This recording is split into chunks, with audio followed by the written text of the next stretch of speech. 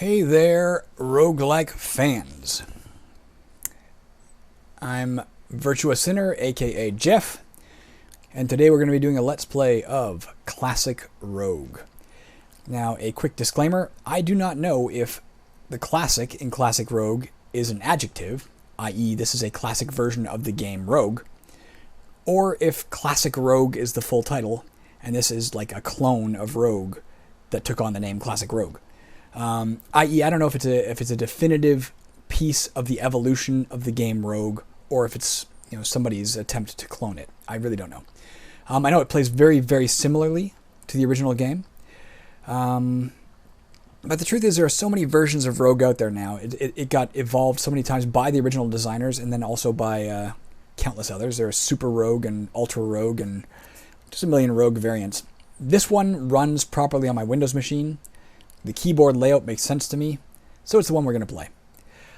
Now, if you've been watching any of my other videos, you'll know I still have daily Let's Play videos going up of a playthrough of Umoria. I haven't stopped playing that game, or rather, I guess I have stopped playing it. I finished that game some time ago. I'm just uploading the videos as quickly as I can, which is about one a day, because they take a while to edit and to upload, and I have other things to do. But at the same time, I don't want there to be no new content on the YouTube channel, so that's why we're taking a stab at another game today.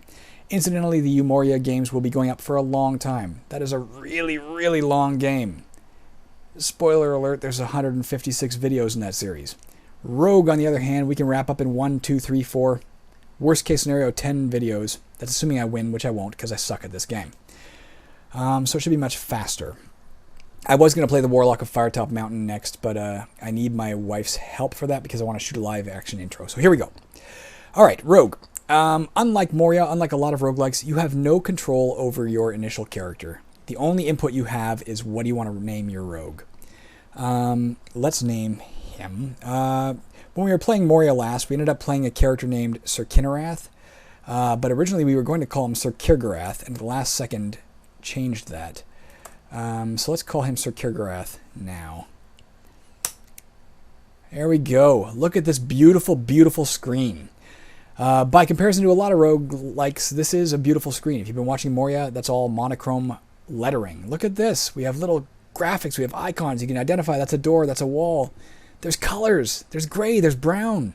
There's yellow. Beautiful. Now, you're saying to yourself, yeah, it's beautiful, but it's not the original Rogue. The original Rogue looked a lot different. Well, look at this. You press the tilde key.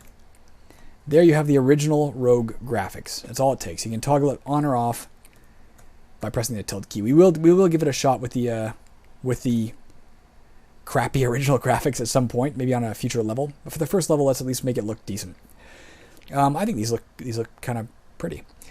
Now, what is the story behind the adventure we're about to go on? Well, I managed to find the PDF of the manual that came with the original game for Epics, and I'll include a link to that below the video. According to that manual, this is the story. Eons ago, the gods created the Amulet of Yendor to symbolize the bond between man and the gods. But the evil dungeon lord grew jealous, stole the amulet, and brought it down to the depths of the Dungeon of Doom. So now it resides on level 26 of this very dungeon. We have been tasked with going down, getting that amulet, and getting all the way back out without dying. No easy task. Now that unto itself, interesting little fetch quest, but the Epics manual adds one little twist that I think is so very cool. According to that manual, every time you die, the gods rewind time, bring you back to the surface, bring you back to life, and make you do it again. So that is the explanation for why we are continually going down into the Dungeon of Doom if you play the game multiple times. The reason it's randomized every time, like any roguelike, the reason the layout changes every time, is because your character's memory is wiped by the gods. So it's sort of a curse. You're left to do this again and again and again until you can actually get the amulet to the surface. Fortunately, in real life, you don't have to keep playing if you're not having a good time. That's up to you. I think it's a good game, but it's not my favorite roguelike. It's a very, very pared down experience. Now, what are we seeing on the screen here? We got walls, we got doors, we got our character. Down here we have hits. You only have two stats, hits and strength. Your hits is your health. When that hits 0, you are dead and the game is over. your strength. Huh. That is a point of confusion. I don't really know what strength does. The manual says something like, this is your strength. The higher your strength, the stronger you are. What the fuck does that mean? I don't know what the hell that means. Presumably, and I did a lot of research going to a bunch of different sites, and it seemed like some places were hinting at the fact that the higher your strength, the better you are at combat. That seems to correlate, but in what way you're better, whether it's easier to hit, whether it's easier to do damage, I don't know. That's all we really know right now. We have Gold 0, we'll come back to that in a minute. We have Armor Class 5. In this particular version of Classic Rogue, the higher your armor class, the better. I think in the original Rogue, based on the old D&D game, the lower your armor class, the better. But this makes more sense, so good on them. Now, you want to know what's going on? All we have to do is press the question mark key, and boom, a list of all of our commands pops up right here. Anything we want to know, here's how you do it all. Now you're saying to yourself, that's a hell of a lot of commands. Yeah, it is. There's a lot of commands in this game. Not as much as there is in Moria. Not as much as there is in a lot of other roguelikes. But still a lot. Still too many, ultimately. But it was made at a different time when control schemes were not... UI was not held in the highest... as a high priority at the time. For now, though, the most important one we want to look at is letter I. I is for inventory. Let's try pressing that. There you go. This is what our character is carrying. This is what Sir Kirgarath has. He has some food. He has a +1 ringmail armor, which gives him his armor class 5. It's being worn. He has a +1/+1 mace. That's the weapon he's currently wielding, weapon in hand. In his backpack, not being wielded, he has a +1/+0 short bow and 33 +0/+0 arrows. Now, every time you start the game, you're going to start out with basically the same thing. I say basically because the last time I started, I had 37 arrows. So there is some slight variation, actually. Interesting. No idea why.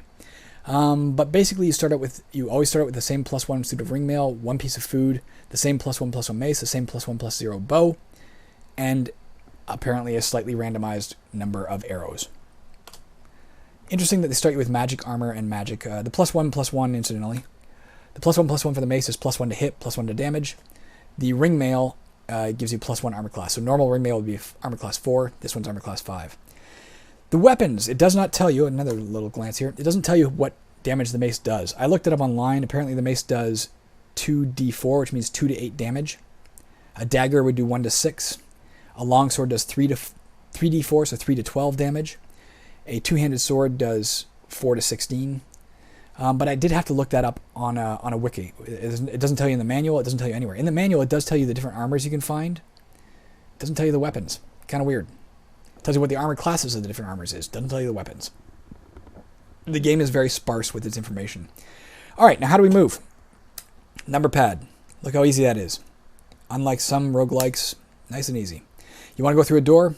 Step on the door. Done. Now, if you were watching my earlier Moria Let's Play, you know what one of my gripes was there's supposed to be a run command in Moria, and it wasn't working for me. It works here. Hold down the control key, press the direction, in this case north. Look at that. I run until I hit the next door. How easy is that? All right, walking through the door, we see some gold. Let's pick that up by stepping on it. Hey, it's got sound effects. That's pretty cool. We just found 31 gold pieces. Now, what do you need gold for? In Moria, not in Rogue, in Moria, there is a town. You can go back with all your gold, buy better equipment, buy better weapons, buy better armor, buy whatever you want to buy. In Rogue, you cannot do that. Gold really serves no purpose in this game. It's kind of weird. It's a dungeon crawler. There's gold. You're going to want to pick it up because that's what you do in dungeon crawlers. But it really doesn't serve a purpose, save one. Your score, when the game ends, is equal to the amount of gold you found. It's that simple. If I died right now, I'd have a score of 31. In the high score list, which I wouldn't make with that score, I'd have 31 points.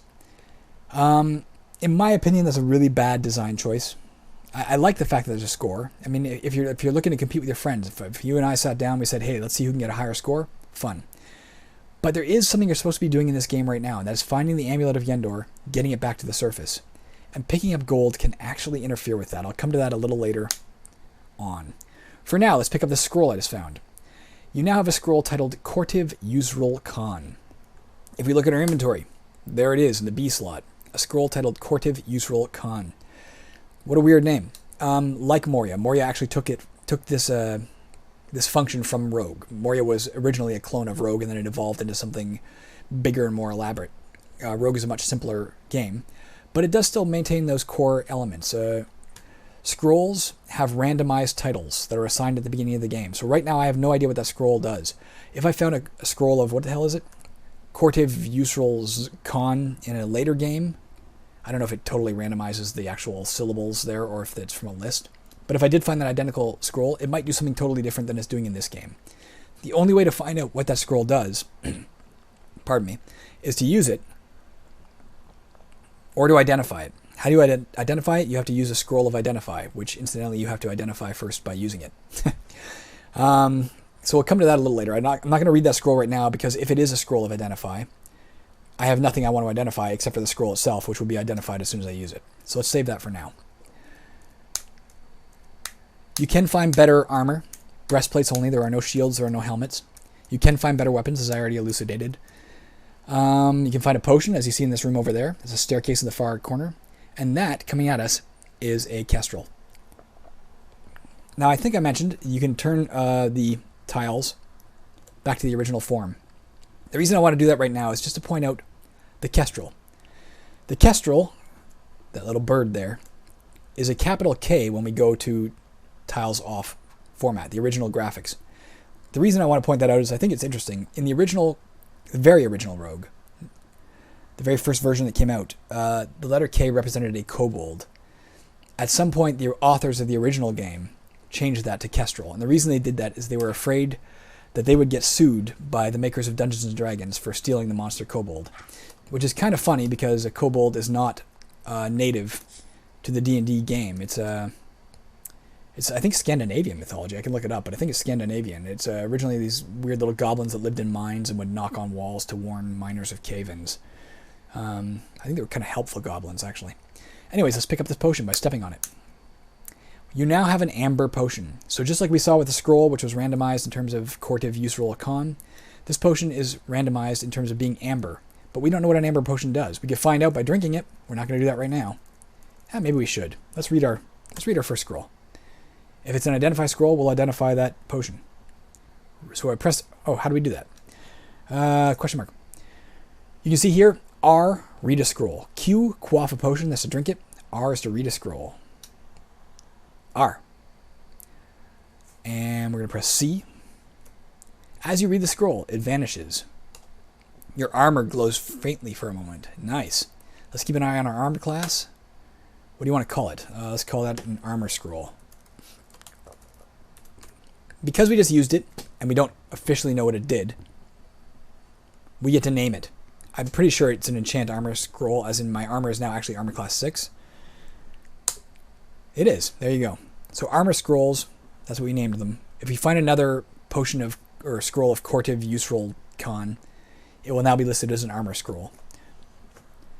We still don't know what that amber potion does. I'm not going to drink it just yet, because they can be bad effects, and we might need it later on for some other purpose. Food. Let's talk about food for a minute. Oh, we now have slime mold. Interesting, there are different food types. I didn't think there were. If we go to our inventory, we now have some food and slime mold. Why do we want food? This game, like Moria, has a hunger clock. If you go for a period of time without eating, and I don't mean temporally time, like the passing of minutes and hours in the real world, I mean the passing of turns in-game. If enough turns pass, your character will get hungry. If you do not eat, you will get weak, and you're less effective in combat when you're weak. I assume you'll eventually faint and eventually die, but I actually don't know that for sure. But you definitely want to eat, because you definitely become inferior, for sure, when you don't eat. Unlike Moria, I mentioned Moria has a town. You can go back and buy food. Food in Moria is not that big a deal. In this game, it's a really big deal, because the only way you can find more food is to progress in the dungeon. So it's a literal mechanic to force you to keep moving. You can't just stay on this map indefinitely. Now, monsters will respawn on any given map. There are more monsters. I don't know if they're here yet. But when you kill monsters, eventually more monsters will appear on the map. So the food is a neat little mechanic, because it makes sure you can't just stay on level 1 killing weak monsters forever. The monsters get harder the deeper you go. You can't just stay here killing weak monsters forever to try and level yourself up, because you'll starve to death. You have to move on to find food. Now, we just came to the end of this corridor. Dead end, like in Moria, like in a lot of games, probably a secret door here. If you want to search for a secret door, you press the letter S. Now, you may have to press it multiple times to find a door. There may not even be one here. Sometimes there's not. I'm holding it down and I'm not finding anything. I think there's no secret door here. Just wasted a lot of turns. But there could be. It still could be and I didn't find it, or there might legitimately not be a door there. It's hard to say. But often when you come to a dead end like that, it's because there's a secret door there. Ah, an ice monster. These are a pretty vicious low-level monster. The reason they're vicious is they can shoot bolts of ice from a distance. And if that bolt hits you, it can freeze you in place, and then the monster gets a whole bunch of free turns that it can try and kill you in. Now, like in Moria, I'm comparing to that because that's the game I most recently played in terms of another roguelike. Like in Moria, monsters don't always see you as soon as you approach. That monster may or may not have seen us. There's no way to tell, to be honest, at this moment. But if we approach it and it doesn't move, yeah, it hasn't seen us yet. So it's what's called asleep. If we can get close enough to it, there, we close the distance, it's not going to get a chance to shoot us from a distance. I didn't kill it because it's asleep and like one hit kills it. It still may have taken multiple hits to kill it in theory. But it didn't in this case. We just got lucky and killed it. Now, you heard that little chime sound? Hey, look at that, we leveled up. We are now a guild novice. This game does not, as I mentioned, it's very sparse with the information. We don't know how much damage a weapon does. It also doesn't tell you what level your character is. It's denoted by the title. We are now called a guild novice. Here comes another ice monster. This one knows where we are. I'm going to step down through the door because I don't want it blasting us. But if I wait here for it, how do you wait? You press the period key. Hopefully, there it is. So it didn't get a chance to blast us because we retreated from it. And there, we killed it. Hey, we're up another level. I think those guys are worth a lot of experience. You'll see as well, our hits have gone up to 25 now. Oh, there's a third one. I don't hit it. It got an excellent hit on us, did 1 damage. Sweet. We are going up levels left and right. That seems absurd, but maybe they're just worth a lot of experience. Versus, say, this Kestrel, which is not. Now, I don't know if you noticed when I walked, my health did come back. Your health will regenerate as you walk around. As far as my experiments in the past have proven, and I don't know if this changes later, here we have hits 28 out of 29. If we walked around for 18 turns, that would turn to 29 out of 29, a total of 18 turns. You can, however, also press the period key. The period key is how you pass your turn without moving. It's called resting, as you see from this screen here. Period is rest. But from my experiments, if you rest, you get back health every 10 turns instead of every 18 when you're walking around. So it's a faster way to gain health. Staying in place by pressing the period key instead of moving will get your health back faster. Let's search here. Man, we're not getting lucky with the secret doors here. But we know where the exit of the level is, so let's head out there. Ooh, a couple of monsters coming. Here's a bat. And an emu. This game has some weird monsters. Emus and kestrels. This guy had a fear of birds, apparently. My mother-in-law has a fear of birds. I shouldn't say that because she may one day watch these videos, but there you go. She has a fear of birds. She wouldn't play this game. All right, here we are on the stairs. You want to know how to go downstairs? Let's press the question mark. Like in most roguelikes, like in most early roguelikes that take their inspiration from Rogue, there's a command, which is the greater than symbol. Why is it the greater than symbol? To be honest, it's not even a greater than symbol here. If we go to the tile set, it's some weird graphic. But in Moria, it would be a greater than symbol. And if you stepped on the greater than symbol and press the greater than key, you would go down. That's the same thing here. Press the greater than key, we will go down. I've lost a bit of track of how long we've been going. It's probably been about a half hour. So here we are in dungeon level 2. I'll tell you what I'm going to do. I'm going to turn the tiles off. When we come back, we're going to complete level 2, and we're going to do it with the tiles off, assuming we don't die. But that's a subject for another time. I'll be back in a little bit, and we'll give it a shot. All right, see you all later. Oh, how do we quit? Control X, same as Moria. I'm not going to do it right now because it might dump me to the desktop. So just in case, I'm going to stop my recorder. I'll see you later.